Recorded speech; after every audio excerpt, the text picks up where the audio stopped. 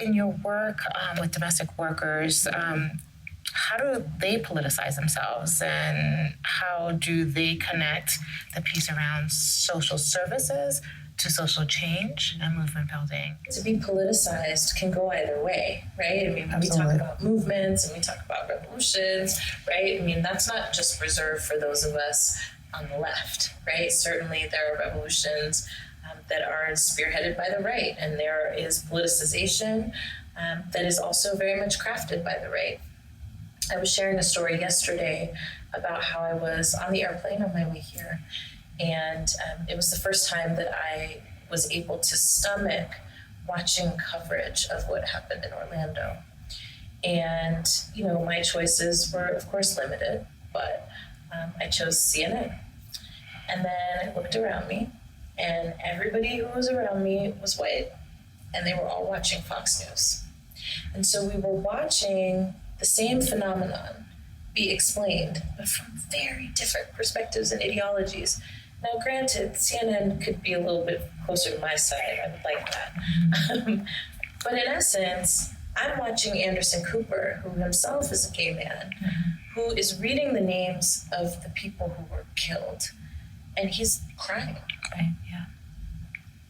The man in front of me, the lady on the side of me, they're watching Bill O'Reilly interview Donald Trump, who's saying he's going to put an immigration ban on all Muslims, right?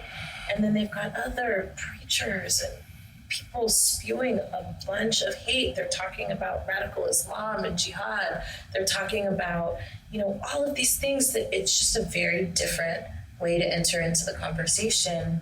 And as I was sitting there, I was thinking to myself, what would it be like if I tried to have a conversation with the people around me? We'd be talking completely past each other.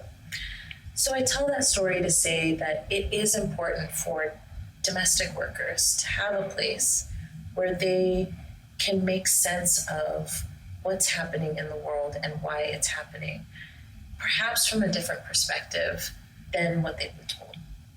And I say that because this country does a really good job of blaming people for their own conditions. It does a really good job of obscuring who's really behind the misery that you're facing. I know that this is true in my community, right? When we're talking about, you know, the crisis of unemployment and why are so many Black people locked out of the formal economy. A lot of what people will say is, well, it's because immigrants are taking our jobs, and therefore immigrants are to blame. When in fact, that's not true. What is true is that globalization is creating an economy, right, that does not value people. It doesn't value the 35 years you spent on the line. It doesn't value all the family holidays that you missed so that you could get a paycheck that takes care of your family. What it does value is cheap labor. It also values exploitable labor. And what does it mean that immigrants from many different countries are being exploited by those same corporations that won't hire you, right? So the corporations are who we should be mad at, right? The system and process of globalization, which is literally a system that is designed and signed, sealed, and approved by this nation and many others, right, is what we should be blaming.